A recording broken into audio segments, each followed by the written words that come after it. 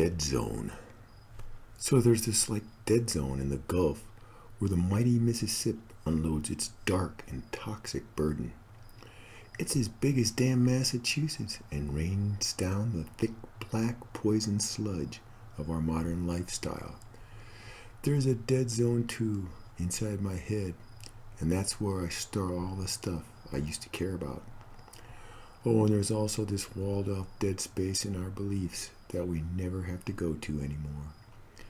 It's a spreading necrosis of the spirit where now only tough talk show propaganda can survive. Robbed of vital nutrients, our ideals now slowly waste away on dried and crusty literalist scripture.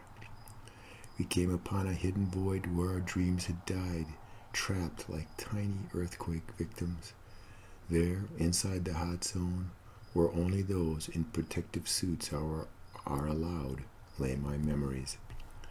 There's this vast and slowly spinning gyre way out there in the Pacific where our plastic trash is floating. It's like when that diabetic sore on Uncle's toe didn't ever heal, and so they cut it off at the knee. Still, we keep a dusty dead shrine to Grandma since we abandoned her to costly pre-funeral care.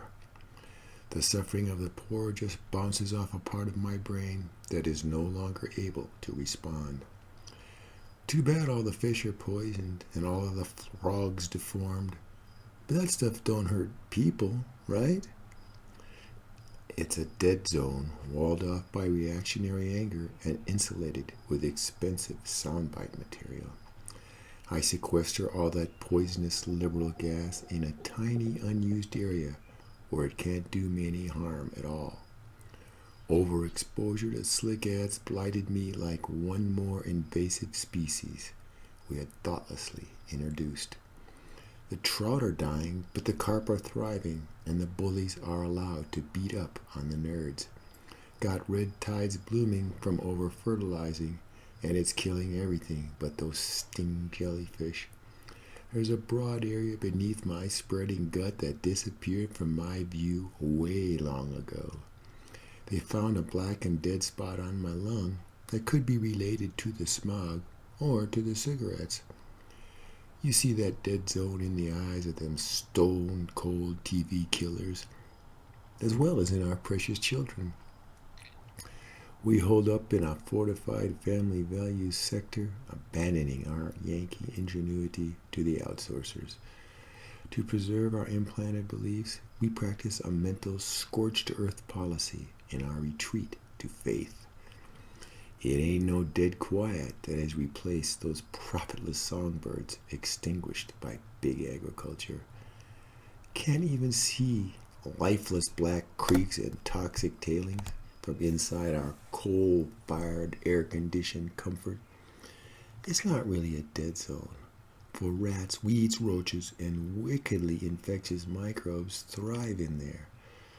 Got no nurturing feelings left after we save them welfare kids with our abortion clinic gunfire. I'm safely numb to this world of suffering by the stupefying jingles that have lodged in my brain. I can smile and be nice even as I ignore the vain agony that surrounds me at point-blank range. There's this blind spot in my awareness that I stare straight at when I cannot bear to see anymore. I'm deaf to that fearful silence, thanks to all my mindless but resource-consuming noisemakers. Fortunately, through incessant repetition, their big lies atrophy my reason and thus reduce my stress. There's this dead zone around corporate zombies feasting on cash and shallow but expensive perks.